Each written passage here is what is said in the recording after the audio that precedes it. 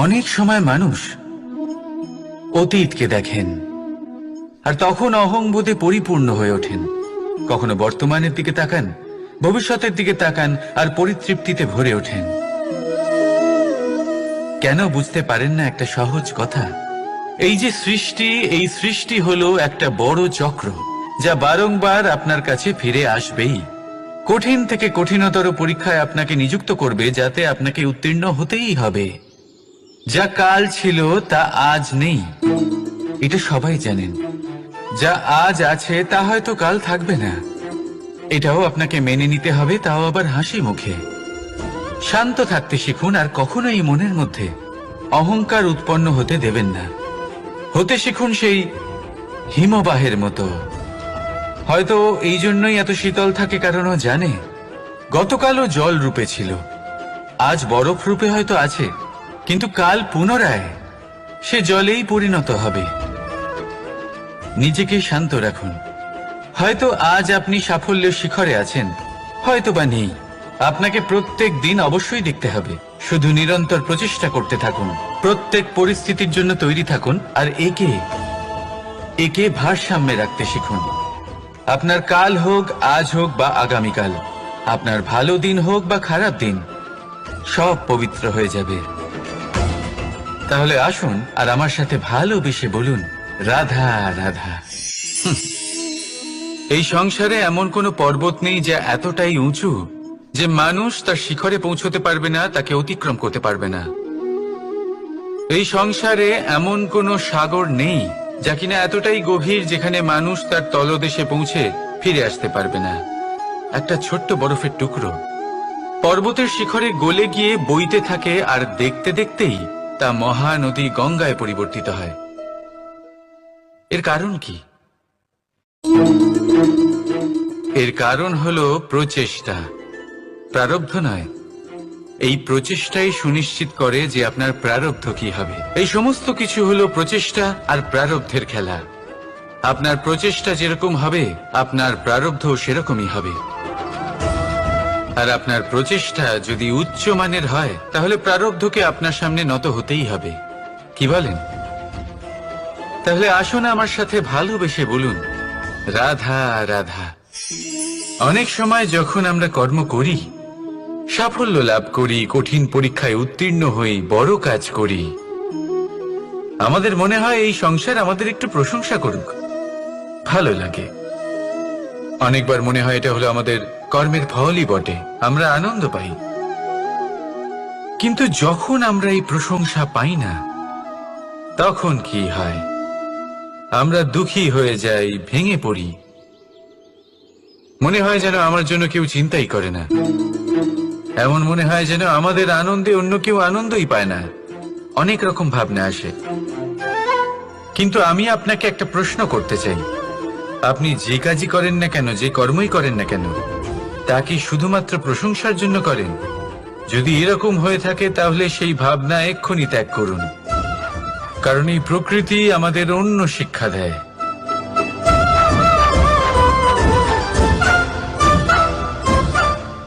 এই ফুলকে দেখুন, এই যে ফুলের সুবাস, যা আমার মনকে উচ্ছ্বসিত করে তোলে, মনে শক্তি সঞ্চার করে, এই সুগন্ধ। কিন্তু ভেবে দেখুন, ফুলের কিন্তু এই কাজ করার জন্য কোনো প্রশংসারই প্রয়োজন হয় না। এটাই হলো প্রকৃতির শিক্ষা। যিনি সৎ হন, সৎকর্ম করেন, তার কোনো প্রশংসার প্রয়োজন হয় না, কারণ ওনার কর্মই হলো ওনার সুবাস। মনে রাখবেন, আতর নকল ফুলে দেওয়া হয়, প্রকৃত ফুলের তার কোনো প্রয়োজন হয় না। সেইভাবেই আপনিও কর্ম করতে থাকুন শুভ চিন্তা নিয়ে। এই মনকে সব সময় শান্ত রাখুন, স্বচ্ছ রাখুন। যদি এরকম করেন, তাহলে আপনার কর্ম এমন সুবাস ছড়াবে যে আপনার জীবনে শুধু এবং শুধুমাত্র আনন্দই থাকবে। তাহলে এই আনন্দ সহকারে বলুন, রাধা রাধা। জীবন, এই জীবন আসলে কি?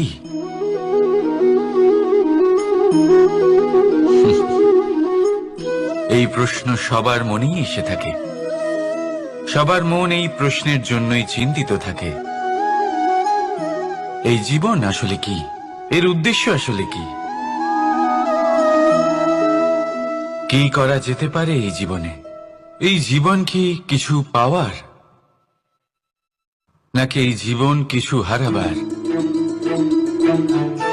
এই জীবন কি আসলে সেটাই যেখানে আমাদের পরমাত্মার খোঁজ করা উচিত, নাকি আমাদের ধাবিত করা উচিত নিজেদের স্বপ্নের লক্ষ্যে? এই জীবন আসলে কি? এই জীবন আসলে অত্যন্ত সরল। এ হলো শান্ত জলের মতো, একটা আয়নার মতো এই জীবন। এই জীবন আসলে ঠিক যেন এক আয়নার মতো। আয়না কি করে? আপনাকে সেটাই দেখায় যা আপনি করে থাকেন। আপনি হাসি মুখে আয়নার দিকে তাকান, আয়না আপনাকে আপনারই মুখ দেখাবে সেই হাসি সমেত। আপনি রেগে গিয়ে আয়নার দিকে তাকান, আয়না আপনাকে সেটাই দেখাবে। আপনি প্রসন্নভাবে হেসে আয়নার দিকে তাকালে আয়না আপনাকে সেটাই দেখাবে। এটাই হলো জীবন, একটা আয়নার মতো। আপনি এটা ভাববেন না যে এই জীবন আপনাকে কি দিয়েছে, বরং এটা ভেবে দেখুন যে আপনি এই জীবনকে কি প্রদান করেছেন। যদি আপনি এই জীবনকে সুখ প্রদান করেন, আনন্দ দিতে পারেন, ভালোবাসা দিতে পারেন, তাহলে এই জীবনও আপনাকে সুখ, আনন্দ আর ভালোবাসাই দেবে। তাহলে আসুন এই সুখ, আনন্দ আর ভালোবাসা দিয়ে বলুন, রাধা রাধা। সংসারে অনেক সময় এরকম হয় যে আমরা খুব সমস্যায় থাকি, খুব বিপদের মধ্যে থাকি, আর সেই সমস্ত মানুষ যারা আমাদের কাছের মানুষ, আমাদের আপনজন, তারা আমাদের ত্যাগ করে চলে যান। আমরা এই সময় দুঃখ পাই, নিরাশ হয়ে পড়ি এবং একা একাই সেই সমস্যাকেও কাটিয়ে উঠি। এবার পরিস্থিতি যেমন খুশি হোক না কেন, সেই সব মানুষ যারা এমন সময় আপনাকে ত্যাগ করেছেন, তাদের প্রতি ক্রুদ্ধ হওয়া, অভিমান করা, এটা অনুচিত। আমি বলবো তাদের প্রতি কৃতজ্ঞ থাকুন। আমি বলবো তাদের ধন্যবাদ জানান যে তারা এমন সময় আপনার সঙ্গ ত্যাগ করেছেন যখন আপনার তাদের সব থেকে বেশি প্রয়োজন ছিল। কারণ দেখুন, হয় তাদের বিশ্বাস ছিল যে আপনি নিজেই এই বিপদ থেকে বেরিয়ে আসতে পারবেন, বা তাদের ত্যাগ করার জন্য আপনি নিজের উৎসাহ বাড়িয়ে তুললেন, আপনি নিজের শক্তি বাড়ালেন এবং নিজে সেই সমস্যা থেকে বেরিয়ে আসলেন। নিজের খারাপ সময়কে আপনি নিজেই ভালো সময় করে তুললেন। শেষ পর্যন্ত আপনি আরো শক্তিশালী হয়ে উঠলেন, আরো শ্রেষ্ঠ হয়ে উঠলেন। আর এটাই তো আপনার বিজয়, যার কারণ হলো তাদের আপনাকে ত্যাগ করা। তাহলে তাদের ধন্যবাদ জানান আর আমার সাথে ভালোবেসে বলুন, রাধা রাধা। দোল উৎসবে এই সমগ্র সংসার রং নিয়ে খেলা করে, কিন্তু এই রঙের সারমর্ম এই সংসার কি জানে? কখনো দেখেছেন একটা চিন্তিত মুখ শুধুমাত্র রঙের স্পর্শ পেয়ে আনন্দিত হয়ে ওঠে? দোলে আমরা কি করি? পুরাতনকে ত্যাগ করি আর নতুনকে স্বাগত জানাই। শিশিরকে বিদায় জানিয়ে এক সুন্দর, এক নতুন ঋতুকে আগমন জানাই। দুশ্চিন্তা দূর করে আসার নতুন রঙে রঙিন হয়ে ওঠা, নিজেকে আনন্দিত করা, এটাই তো হলো দোল। এবার দোলের একটা ব্যাপার আছে, দুটো রঙে একসাথে রঙিন হওয়া যায় না। একটা রং উঠলে তবেই আরেকটা রং লাগা সম্ভব। আরো একটা প্রশ্নও রয়েছে, কোন রংকে তুলে দিয়ে কোন রং মাখানো যেতে পারে? যদি আপনাকে উদাহরণ দিই, লোভের এই রং, তা যতক্ষণ লেগে থাকবে আনন্দের রং লাগতে পারবে না। যা হয়েছিল দ্বারকাবাসী এবং সামন্তক মণির মধ্যে। ভ্রান্তির রং যতক্ষণ লেগে থাকবে সত্যের রং লাগতে পারবে না, যা হয়েছে রুক্মিণীর সাথে। আর হিংসার এই রং যতক্ষণ লেগে থাকবে প্রেমের রং ততক্ষণ লাগতেই পারবে না, যা হয় আপনার আমার সবার সাথে। তাহলে আসুন একসাথে মিলে দোল পালন করি এবং সবকিছুর উপরে বিজয় লাভ করি। অন্ধকারের স্থানে আলোর, ভ্রান্তির স্থানে সত্যের, হিংসার স্থানে প্রেমের, আর লোভের স্থানে আনন্দের এই সুন্দর রং মাখাই। শত্রুতা, ঘৃণা, হিংসা এই সব কিছু ত্যাগ করি আর সকলের সখা হয়ে উঠি। আর ভালোবেসে বলি শুভ দোল। হ্যাঁ, ওটা তো আমরা অবশ্যই বলবো, রাধা রাধা। আমাদের মনে সবসময় একটা প্রশ্ন এসেই থাকে, এই জীবন যা কিনা ঈশ্বর আমাদের দিয়েছেন, একটা জীবন। ঈশ্বর এক আত্মা দিয়েছেন পৃথিবীতে বাঁচার জন্য। যতদূর আমরা জানি আমাদের কাছে একটাই জীবন রয়েছে। আমরা ভাবি এই জীবন গুছিয়ে কিভাবে রাখা যায়। প্রত্যেক মানুষ ভাবেন যে আমি কি করি যাতে এই জীবনকে গুছিয়ে রাখা যায়, কিরকম কর্ম করব, কিরকম পুণ্য করব, কি ধরনের শাস্ত্র পড়ব যাতে আমি সেই জ্ঞান অর্জন করি যাতে জীবনটা সুন্দর করে তুলতে পারি।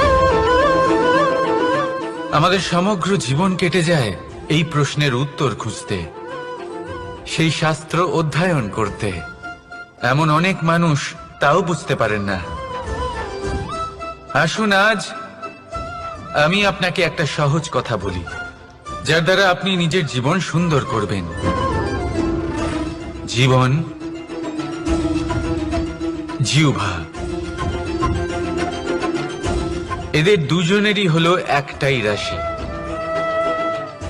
জিহ্বা অর্থাৎ আপনার কথা, এই কথাকে সংযত রাখুন,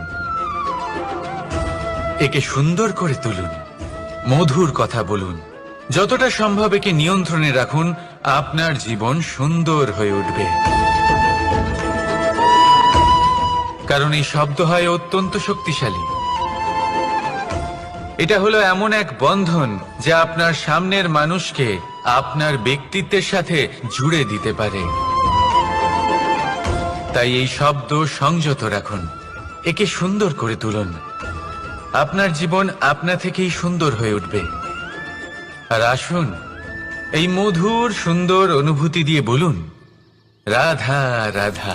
এই জীবন আসলে কি? এ হলো জন্ম থেকে মৃত্যু পর্যন্ত এই সময়। কিছু মানুষ এটা বলে থাকেন যে এই যে নিঃশ্বাস নিচ্ছি, এই হলো জীবন। আর প্রত্যেক ব্যক্তি, প্রত্যেক প্রাণী, তাদের নিঃশ্বাস নির্ধারিত থাকে, নির্দিষ্ট হয়ে থাকে। তাকে সেই নির্ধারিত নিঃশ্বাস নিতেই হয়, তারপর তিনি মৃত্যু লাভ করেন। কিন্তু এটা কি সত্যি? সত্যি কি মনুষ্য জীবন এই নিঃশ্বাসের উপর নির্ধারিত থাকে? এই নিঃশ্বাসের গণনাই কি মনুষ্য জীবনের অস্তিত্ব? কখনোই নয়। মনুষ্য জীবন শুধু কিছু নিঃশ্বাস নয় যা একদিন থেমে যাবে। মনুষ্য জীবন হলো সেই নিঃশ্বাসের মধ্যেকার সেই সময় যা দেখে অন্য কারোর নিঃশ্বাস স্তব্ধ হয়ে যেতে পারে। সেই মুহূর্ত যেখানে মানুষ আপনার মধ্যে সেই প্রেম দেখতে পারে, আপনার সাহস দেখতে পারে, আপনার শক্তি দেখতে পারে, আপনার চেষ্টা দেখতে পারে, আপনার পরিশ্রম দেখতে পারে, অন্যায় আর দুর্নীতির বিরুদ্ধে আপনার যুদ্ধ দেখতে পারে। জীবনে গুরুত্বপূর্ণ সেই মুহূর্ত, সেই সময় যেটা আপনি বেঁচে আছেন। সেই সময়ে আপনি এই সংসারের অন্য ব্যক্তিদের জীবন বাঁচার একটা দিশা দেখাতে পারেন, একটা প্রেরণা যোগাতে পারেন, শক্তি দিতে পারেন, আশা দিতে পারেন। তাই জীবনে এটাই করুন, এমন একটা জীবন যাপন করুন যা অন্যের জন্য আদর্শ হয়ে থাকে। এটাই করুন আর আমার সাথে ভালোবেসে বলুন, রাধা রাধা। আমরা সবাই নিজেকে স্বচ্ছ রাখতে চাই, শুদ্ধ রাখতে চাই, পবিত্র রাখতে চাই। আর দেখতে গেলে এটা হলো আমাদের কর্তব্যও বটে। এবার এটার জন্য আমরা কি না করি। যখনই আমরা সকালে উঠি তখন উঠেই আমরা দাঁত মাজি। দিনে যখনই আমরা সময় পাই কিছু সুগন্ধি খাদ্য খাবার চেষ্টা করি যাতে আমাদের মুখ থেকে দুর্গন্ধ না আসে, বরং সুগন্ধ আসে। এই পা দুটো আমরা শুদ্ধ রাখার জন্য, পবিত্র রাখার জন্য যখনই আমরা বাড়ির বাইরে যাই পাদুকা পায়ে দিয়ে যাই, আর যখন ফিরে আসি আমরা জল দিয়ে পা ধুয়ে নিই। মনে রাখবেন, সেই ব্যক্তির মুখ হলো সব থেকে বেশি পবিত্র যে মুখ দিয়ে ঈশ্বরের নাম নেওয়া হয়, যার বাণী হলো অত্যন্ত শুভ, যা মানুষের পথ প্রদর্শন করে, যা মানুষকে শান্তি দেয়। যদি এই হৃদয়কে আপনি পবিত্র করতে চান, তাহলে মানবতাকে বুঝতে হবে, মানুষের দুঃখগুলিকে বুঝতে হবে, তবেই এই হৃদয় পবিত্র হবে। এই পা দুটো যদি আপনি পবিত্র করতে চান, তাহলে কোনো তীর্থস্থানে যান। ওখানে হয়তো আপনি জানেনও না যে কতজন সৎপুরুষ, কতজন মহাপুরুষ এসেছেন। তাদের চরণের ধুলো সেখানে পড়েছে, যা আপনার চরণ শুদ্ধ করে তুলতে পারে। যদি এই হাতগুলি আপনি পবিত্র করতে চান, তাহলে এই হাত দিয়ে শুভ কর্ম করুন, দান করতে শিখুন। আর যদি এই আত্মা আপনি পবিত্র করতে চান, একটাই বিকল্প আছে, প্রেম, শুদ্ধ নিঃস্বার্থ প্রেম। এই প্রেম বিতরণ করতে থাকুন, আপনি শুদ্ধ থাকবেন, পবিত্র থাকবেন। আসুন আমার সাথে ভালোবেসে বলুন, রাধা রাধা। কখনো এটা ভেবে দেখেছেন কোনো বিশেষ স্থানে বা বিশেষ পরিস্থিতিতে সবথেকে বেশি গুরুত্বপূর্ণ কি হতে পারে? যদি শরীরের কথা বলি, তাহলে সবথেকে বেশি গুরুত্বপূর্ণ হলো মস্তিষ্ক আর মন। যদি ব্যবসার কথা বলি, তাহলে সবথেকে গুরুত্বপূর্ণ হলো ধন। রাজ্যের বিষয়ে কথা বললে সবথেকে গুরুত্বপূর্ণ হলো রাজা। আর সমাজের কথা যদি বলি, তাহলে সবথেকে গুরুত্বপূর্ণ হলো আমাদের গুরু। এবার এই সব গুরুত্বপূর্ণ এই কারণ এদের হাতেই সব থাকে। দেখুন, হয় এরা আমাদের উত্থানের পথে নিয়ে যেতে পারে, অথবা আমাদের পতনের দিকে নিয়ে যেতে পারে। এবার যদি কোনো অসামান্য রাজা হন, যিনি কিনা সত্যবাদী, যিনি একজন ভালো রাজা, তাহলে তিনি সেই দেশকে, সেই রাজ্যকে বিকাশের পথে নিয়ে যাবেন, আর নয়তো অন্ধকারের পথে নিয়ে যাবেন। যদি এবার গুরুর কথা বলা হয়, তাহলে জেনে রাখুন, গুরু যদি শ্রেষ্ঠ হন, তাহলে সংস্কৃতির সর্বশ্রেষ্ঠ স্তরে উনি এই সমাজকে নিয়ে যাবেন। যদি গুরু পাখণ্ডী হন, লোভী হন, লালসাগ্রস্ত হন, তাহলে এই সমাজেও এই পাখণ্ডতা, এই লোভ, এই লালসাই প্রকাশিত হবে। ঠিক এইভাবেই জীবনে, মানুষের জীবনে প্রেমেরও এক গুরুত্বপূর্ণ স্থান রয়েছে। যদি মানুষের মনে প্রেম থাকে, তাহলে ধরে নিন সে জীবিত রয়েছে, আর যদি না থাকে, তাহলে সে মৃতই প্রায়। যদি রাধা কৃষ্ণের বিষয়ে কথা বলি, বলবো কৃষ্ণের জীবনে যদি রাধা থাকে, তাহলেই কৃষ্ণ হলো কৃষ্ণ। আর যদি রাধা না থাকে, তাহলে কৃষ্ণ হলো যে কোনো পশুরই সমান। আসলে পশু থেকে মানুষ হওয়ার এই যে যাত্রা, এর আধার হলো প্রেম। এই প্রেমকে মনে জাগ্রত করে রাখুন, আর আমার সাথে ভালোবেসে বলুন, রাধা রাধা। প্রেম, এই প্রেম আসলে কি? বেশিরভাগ মানুষই বুঝতে পারেন না, কিন্তু এটাতে তাদের কোনো দোষ নেই, কারণ তাদের কাছে প্রয়োজনীয় জ্ঞানই নেই। এবার প্রেমের বিষয়ে আজ আমি একটা ছোট্ট কথা বলতে চাই। আপনি দেখবেন, কিছু মানুষ যখন কাউকে ভালোবাসেন, তখন তাদের মনে হয় সেই ব্যক্তির ওপর ওনার অধিকার রয়েছে। এবার সেই অধিকারের বোধে ফেঁসে গিয়ে নিজেই ক্রুদ্ধ হয়ে বসেন, যে ও আমার কথা মনে করলো না, ওর স্মৃতিতে আমার কোনো স্থান নেই, ও আমার সাথে কথাই বলতে ভুলে গেছে, ইত্যাদি ইত্যাদি অনেক কারণ হতে পারে। আমি আপনাকে একটা প্রশ্ন করি, এই যে স্মৃতিগুলি, এটাই কি ভালোবাসা? কখনোই নয়। প্রেম তো হলো সেই আবেগ, সেই বোধ, যা এক সুগন্ধিত ফুলের মতো আপনার জীবনকে, আপনার মনকে আনন্দিত করবে, প্রসন্নতার দ্বারা ভরিয়ে তুলবে। প্রেম হলো সেই বোধ। তাই যদি আপনি প্রেমকে বুঝতে চান, তাহলে প্রেমের ভাবনাকে বোঝার চেষ্টা করুন। প্রেমকে যদি যাপন করতে চান, তাহলে আবেগের দ্বারা যাপন করুন, স্মৃতির দ্বারা নয়। স্মৃতির কি আছে?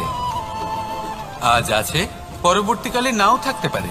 সময়ের সাথে এই স্মৃতি ফিকে হয়ে যেতে পারে, কিন্তু এই আবেগ, তা চিরকাল মনের মাঝে থেকে যায়। তাই আসুন আর আমার সাথে ভালোবেসে বলুন, রাধা রাধা। রাজ্য, শাসন, সাম্রাজ্য, সংস্থাপনা, এগুলিকে সফল কখন বলা যেতে পারে? কোনো কোনো বুদ্ধিজীবী বলেন তখন, যখন চারিদিকে শান্তি থাকে, কারোর মনে কোনো প্রশ্ন থাকবে না, শঙ্কা থাকবে না, কিন্তু আমার মনে হয় এটা অনুচিত। কোনো রাজ্যের পক্ষে বা কোনো শাসনকালে সবথেকে বড় সংকট তখন আসে যখন সবথেকে বেশি যোগ্য ব্যক্তি বা সবথেকে বেশি বিদ্বান ব্যক্তিও শুধু মুখদর্শক হয়ে বসে থাকেন। মনে প্রশ্ন আসতে থাকে কিন্তু জিজ্ঞেস করেন না, শঙ্কা উৎপন্ন হয় কিন্তু ব্যক্ত করতে পারেন না। এটা খুবই অনুচিত। এই যে প্রশ্ন, তা আসা খুব ভালো। এই প্রশ্ন অকারণে আসে না, কোনো সমস্যার কারণেই আসে। এই প্রশ্নের দ্বারা আপনি সেই সমস্যাগুলি দেখতে পাবেন যাতে আপনি এতদিন অনভিজ্ঞ ছিলেন। আর যত প্রশ্নের নিবারণ আপনি করবেন, ততই আপনার রাজ্য, আপনার শাসন আরো শ্রেষ্ঠ হয়ে উঠবে। এই প্রশ্ন, এই শঙ্কা, এগুলো আপনাকে সমাধানের চূড়াতে অবশ্যই নিয়ে যাবে। সেই জন্য না প্রশ্ন করা অনুচিত, আর না শঙ্কা ব্যক্ত করা অনুচিত, আর না তিনি মূর্খ যিনি প্রশ্ন করেন, শঙ্কা ব্যক্ত করেন। তাই এনাদের কখনো দূরে করে দেবেন না। এনাদের নিজস্ব মতামত রাখতে দিন। যখন সবাই মিলে একমত হবেন, তখন নিশ্চিত রূপে বলা যায় যে এই রাজ্য, এই শাসন, এই সংস্থাপনা সাফল্যের শিখরে রয়েছে। তাহলে আসুন আর আমার সাথে ভালোবেসে বলুন, রাধা রাধা। প্রকৃতি, নিয়তি কখনোই কারোর সাথে পক্ষপাত করে না। প্রত্যেককে জীবনদান দেয়, সমান সুযোগ প্রদান করে। এটা সেই ব্যক্তির উপরে নির্ভর করে যে সে কিভাবে তার থেকে লাভবান হয়ে উঠবে। তার নির্বাচনের উপর নির্ভর করে, তার দৃষ্টিভঙ্গির উপর নির্ভর করে যে সে কতটা ধনাত্মক বা কতটা নেতিবাচক। দুই ধরনের মানুষ হন। এমন কিছু মানুষ হন যারা প্রত্যেক পরিস্থিতি, প্রত্যেক সমস্যা এবং বিপদে সুযোগ খুঁজে বের করেন। আর কিছু এমন মানুষ রয়েছেন যারা যে কোনো সুযোগে কোথাও না কোথাও থেকে একটা সমস্যা খুঁজে বের করেন। এবার আপনি কি চান? আপনি সুযোগ চান, তাহলে সুযোগ পাবেন। আপনি সমস্যা পেতে চান, সমস্যা তো আপনি চাইলেই খুঁজে পাবেন। চয়ন আপনারই, যে আপনি কতটা ধনাত্মক থাকতে চান, কতটা নেতিবাচক থাকতে চান। ধনাত্মক থাকুন, জীবনে সব কিছু সম্ভব হবে। আসুন আর আমার সাথে ভালোবেসে বলুন, রাধা রাধা। যখনই আমরা কথা বলি জলরাশির বিষয়ে, যখন আমরা তুলনা করি, তখন আমাদের খুব ভালো লাগে মিষ্টি সরোবর, পুকুর, নদী। আর আমরা অপেক্ষা করে থাকি সাগরের জন্য, সমুদ্রের জন্য। কেন করি? কারণ এই সাগর, এই সমুদ্র, এ হলো অত্যন্ত বিশাল আর ভয়ানক। এর জলও কিন্তু নোনতা, যা আমরা পান করতে পারি না। কখনো ভেবে দেখেছেন এই সমুদ্রের অন্তরে এই নোনতা জল, এই নোনতা ভাব, এটা আসে কোত্থেকে? এই যে সমুদ্র, যে প্রবাহমান নদীর থেকে যে খনিজ নির্গত হয়, তার ভান্ডার হলো এটা। সেই খনিজকে নিজের অন্তরে গ্রহণ করে, সেই নোনতা ভাব নিজের মধ্যে সমাহিত করে, আর তারপর সেই নোনতা জল বাষ্পে পরিণত হয়ে ওপরে উঠে যায়, যা মেঘ হয়ে আপনার ওপর মিষ্টি বৃষ্টি হয়ে ঝরে পড়ে। এ হলো সমুদ্রের ত্যাগ, যার জন্য আপনি মিষ্টি জল পান করতে পারছেন, সে নদী থেকেই হোক বা সরোবর থেকে। সেই জন্যই হয়তো সাগর হলো এত মহান। হয়তো সেই জন্যই রত্ন সাগরে পাওয়া যায়। তাই মনে রাখবেন, ক্ষমতা তারই হয় যে ত্যাগ করতে জানে, কোনো বিষকে নিজের মধ্যে ধারণ করে নিতে জানে। তাহলে আপনিও এটাই করুন, এতটাই শক্তিশালী হয়ে উঠুন, আর আমার সাথে ভালোবেসে বলুন, রাধা রাধা। বৃষ্টির ফোঁটা কত ছোট, কিন্তু সাগর কত বড়। হিমখণ্ড কত ছোট, হিমালয় কত বড়। কত পার্থক্য আছে দেখুন। দশরথ পুত্র রাম আর শ্রীরাম। দেখুন, একটা ফোঁটা একসাথে মিলিত হয়ে তখন এই বিশাল সাগর তৈরি হয়। সকল হিমখণ্ড যখন একসাথে মিলিত হয়, তখন এই বিশাল মহান হিমালয় গঠিত হয়। সেইভাবেই একটা ছোট্ট বনবাস দিয়ে শুরু হয়েছিল একটা যাত্রা, রাম থেকে শ্রীরাম হবার পথে, মর্যাদা পুরুষোত্তম হবার জন্য। কিন্তু এর থেকে আপনি কি শিখলেন? বিন্দু আসলে মহান নয়, মহান হলো সাগর, হিমখণ্ড মহান নয়, মহান হলো হিমালয়। অর্থাৎ কোনো মহান কাজ করার জন্য বা মহান হবার জন্য আপনাকে আরম্ভ করতে হবে ছোট থেকে। একটা অত্যন্ত সরল কিন্তু একটা গুরুত্বপূর্ণ কথা আমি আপনাকে বলতে চাই। দেখুন, আরম্ভ করার জন্য প্রথমেই আপনার মহান হবার কোনো প্রয়োজন নেই, কিন্তু হ্যাঁ, মহান হবার জন্য প্রথমে আরম্ভ করা অত্যন্ত প্রয়োজনীয়। আপনি যদি শুরুই না করেন তাহলে কখনো মহান হতেই পারবেন না। প্রকৃত নিষ্ঠা দ্বারা আরম্ভ করুন। আপনার পদক্ষেপ, আপনার কর্ম যতই ক্ষুদ্র হোক না কেন, তা করতে থাকুন, নিরন্তর চেষ্টা করতে থাকুন। তারপর দেখবেন এই যে মহানুভবতা নিজে পথ চলে আপনার কাছে আসবে। তাই আপনি এটাই করুন আর আমার সাথে ভালোবেসে বলুন, রাধা রাধা। কোনো প্রাণী, মানুষ অত্যন্ত চঞ্চল হয়, একদম জলের মতো। জলও অত্যন্ত চঞ্চল, অত্যন্ত উৎসুক। জল সবসময় উৎসুক হয়ে থাকে আকাশের কাছে যাবার জন্য। সেই জন্য সে নিজেকে জ্বালায়, বাষ্প হয়, আর আকাশে পৌঁছে মেঘে সমাহিত হয়ে যায়। তারপর সেই জল উৎসাহিত হয়ে থাকে যে ও কবে বৃষ্টির ধারা হয়ে মাটিতে ঝরে পড়বে। প্রখর বায়ুর বেগ সহ্য করে, তারপর মাটিতে ঝরে পড়ে। এটা জল কিভাবে করতে পারে? তার উত্তর হলো এটাই যে জল যাত্রার উদ্দেশ্য আর মাহাত্ম্য বুঝতে পারে। আর সত্যি বলতে এই যাত্রা কিন্তু অত্যন্ত গুরুত্বপূর্ণ। দুর্ভাগ্যজনক বিষয় হলো এটাই যে মানুষ তার নিজেরও একটা যাত্রা থাকে, কিন্তু সে তার মাহাত্ম্য, তার উদ্দেশ্য বুঝতেই পারে না। সে শুধু ব্যস্ত হয়ে থাকে লক্ষ্য প্রাপ্তির দিকে। কিন্তু জীবনের যে আসল সুখ রয়েছে তা এই যাত্রার মধ্যেই লুকিয়ে রয়েছে। সেই জন্য এই যাত্রা যাপন করতে শিখে নিন, এর আনন্দ উপভোগ করতে শিখে নিন। কারণ যে ব্যক্তি এই যাত্রায় আনন্দ নিতে শিখে যান, আনন্দ উপভোগ করতে শিখে যান, সে নিজের লক্ষ্যে নিশ্চিত রূপে পৌঁছে যান। তাই নিজের এই যাত্রার প্রত্যেক মুহূর্ত উপভোগ করতে থাকুন আর এই আনন্দ সহকারে বলুন, রাধা রাধা। কথোপকথন অত্যন্ত গুরুত্বপূর্ণ। এটা প্রত্যেক সম্পর্কের জন্য, বরং জীবনের জন্য অত্যন্ত গুরুত্বপূর্ণ। যদি কথোপকথন না হয় তাহলে আপনি অপর মানুষকে বুঝবেন কি করে, বা উনি আপনাকে বুঝবেন কি করে? এবার কথোপকথনের দুটি পদ্ধতি থাকে। প্রথম হলো আপনি সামনের মানুষের কথাটা বুঝতে চাইলেন। দ্বিতীয় পদ্ধতি, আপনি নিজের কথা সামনের মানুষকে বোঝাতে চাইলেন। বেশিরভাগ সময় এটা হয় যে এই কথোপকথন ঝগড়াতে পরিণত হয়। কেন এমন হয়? কারণ না আমরা নিজের কথা সামনের মানুষকে বোঝাতে পারি, না সামনের মানুষ আমাদের বুঝতে পারেন। এটা কেন হয়? কারণ আমরা সামনের মানুষের কথাটা শুনি, কিন্তু সেটা বোঝার চেষ্টা করি না, তাকে উত্তর দিতে চাই। জীবনে সামনের মানুষের কথা শুনুন তাকে বোঝার জন্য, দেখবেন সব ভালো হয়ে যাবে।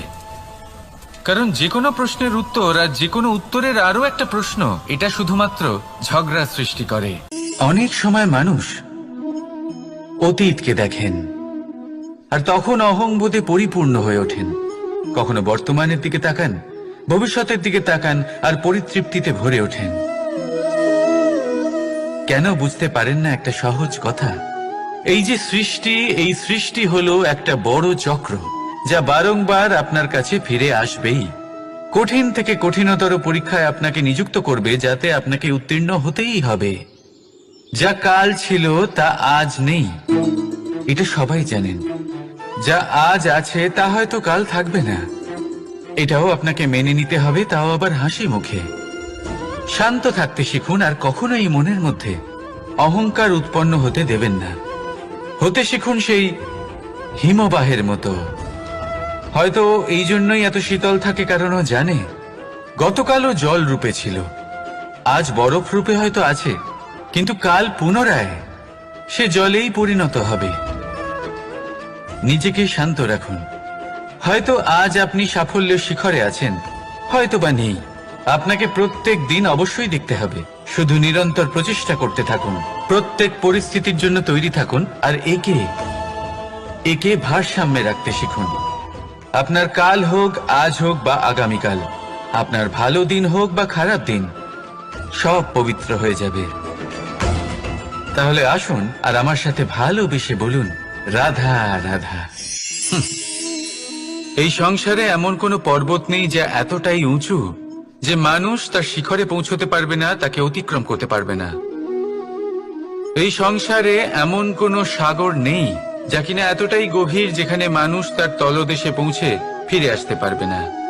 একটা ছোট্ট বরফের টুকরো পর্বতের শিখরে গলে গিয়ে বইতে থাকে, আর দেখতে দেখতেই তা মহানদী গঙ্গায় পরিবর্তিত হয়। এর কারণ কি? এর কারণ হলো প্রচেষ্টা, প্রারব্ধ নয়। এই প্রচেষ্টাই সুনিশ্চিত করে যে আপনার প্রারব্ধ কি হবে। এই সমস্ত কিছু হলো প্রচেষ্টা আর প্রারব্ধের খেলা। আপনার প্রচেষ্টা যেরকম হবে, আপনার প্রারব্ধ সেরকমই হবে। আর আপনার প্রচেষ্টা যদি উচ্চ মানের হয়, তাহলে প্রারব্ধকে আপনার সামনে নত হতেই হবে। কি বলেন? তাহলে আসুন আমার সাথে ভালোবেসে বলুন, রাধা রাধা। অনেক সময় যখন আমরা কর্ম করি, সাফল্য লাভ করি, কঠিন পরীক্ষায় উত্তীর্ণ হই, বড় কাজ করি, আমাদের মনে হয় এই সংসার আমাদের একটু প্রশংসা করুক, ভালো লাগে। অনেকবার মনে হয় এটা হলো আমাদের কর্মের ফলই বটে, আমরা আনন্দ পাই। কিন্তু যখন আমরা এই প্রশংসা পাই না, তখন কি হয়? আমরা দুঃখী হয়ে যাই, ভেঙে পড়ি। মনে হয় যেন আমার জন্য কেউ চিন্তাই করে না। এমন মনে হয় যেন আমাদের আনন্দে অন্য কেউ আনন্দই পায় না। অনেক রকম ভাবনা আসে। কিন্তু আমি আপনাকে একটা প্রশ্ন করতে চাই, আপনি যে কাজই করেন না কেন, যে কর্মই করেন না কেন, তা কি শুধুমাত্র প্রশংসার জন্য করেন? যদি এরকম হয়ে থাকে, তাহলে সেই ভাবনা এক্ষুনি ত্যাগ করুন। কারণ এই প্রকৃতি আমাদের অন্য শিক্ষা দেয়।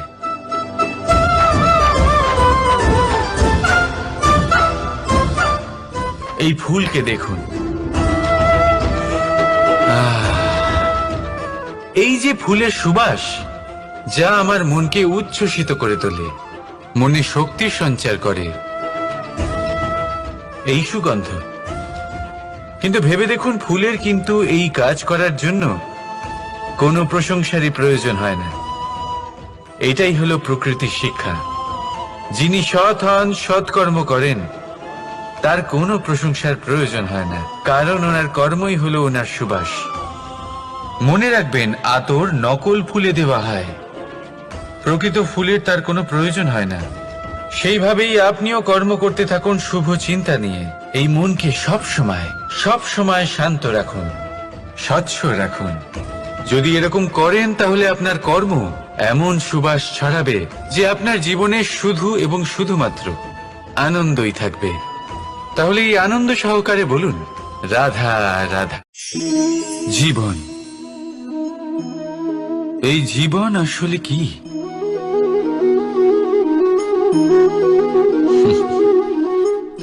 এই প্রশ্ন সবার মনেই এসে থাকে।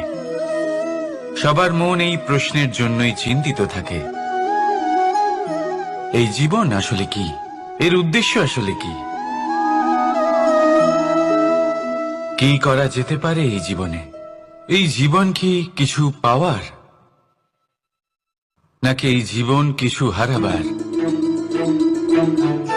এই জীবন কি আসলে সেটাই যেখানে আমাদের পরমাত্মার খোঁজ করা উচিত, নাকি আমাদের ধাবিত করা উচিত নিজেদের স্বপ্নের লক্ষ্যে? এই জীবন আসলে কি? এই জীবন আসলে অত্যন্ত সরল। এ হলো শান্ত জলের মতো, একটা আয়নার মতো এই জীবন। এই জীবন আসলে ঠিক যেন এক আয়নার মতো। আয়না কি করে? আপনাকে সেটাই দেখায় যা আপনি করে থাকেন।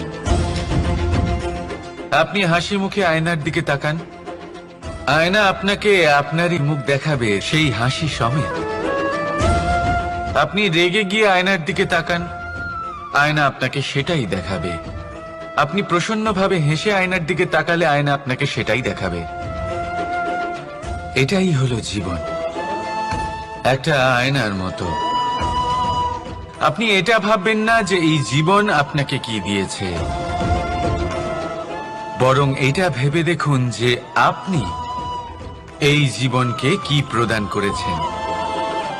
যদি আপনি এই জীবনকে সুখ প্রদান করেন, আনন্দ দিতে পারেন, ভালোবাসা দিতে পারেন, তাহলে এই জীবনও আপনাকে সুখ, আনন্দ আর ভালোবাসাই দেবে। তাহলে আসুন এই সুখ, আনন্দ আর ভালোবাসা দিয়ে বলুন, রাধা রাধা। সংসারে অনেক সময় এরকম হয় যে আমরা খুব সমস্যায় থাকি, খুব বিপদের মধ্যে থাকি। আর সেই সমস্ত মানুষ যারা আমাদের কাছের মানুষ, আমাদের আপনজন, তারা আমাদের ত্যাগ করে চলে যান। আমরা এই সময় দুঃখ পাই, নিরাশ হয়ে পড়ি এবং একা একাই সেই সমস্যাকেও কাটিয়ে উঠি। এবার পরিস্থিতি যেমন খুশি হোক না কেন, সেই সব মানুষ যারা এমন সময় আপনাকে ত্যাগ করেছেন, তাদের প্রতি ক্রুদ্ধ হওয়া, অভিমান করা, এটা অনুচিত।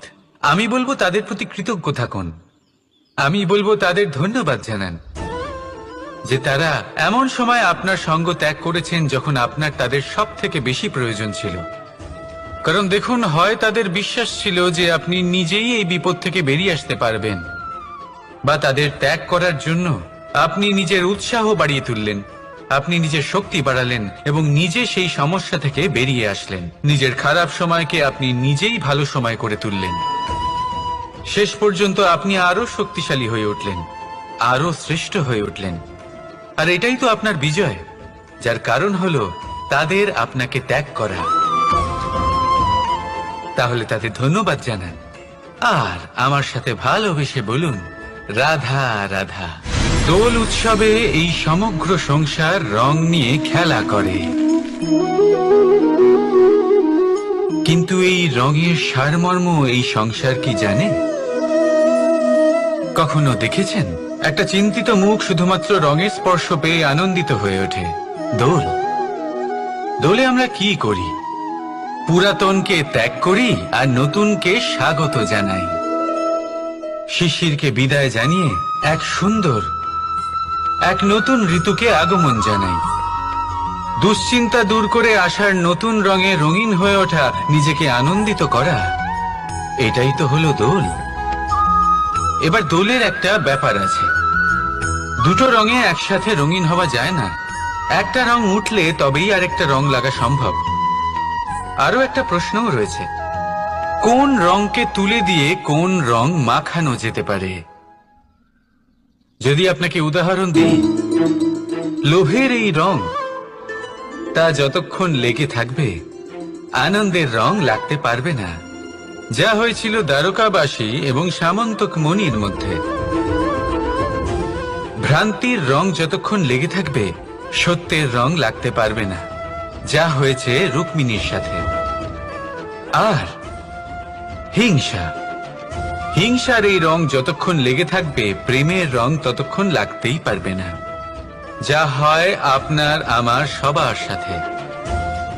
তাহলে আসুন একসাথে মিলে দোল পালন করি এবং সবকিছুর উপরে বিজয় লাভ করি।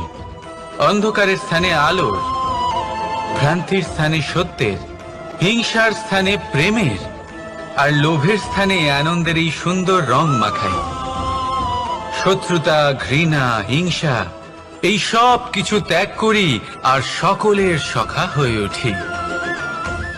আর ভালোবেসে বলি, শুভ দোল। হ্যাঁ, ওটা তো আমরা অবশ্যই বলবো, রাধা রাধা।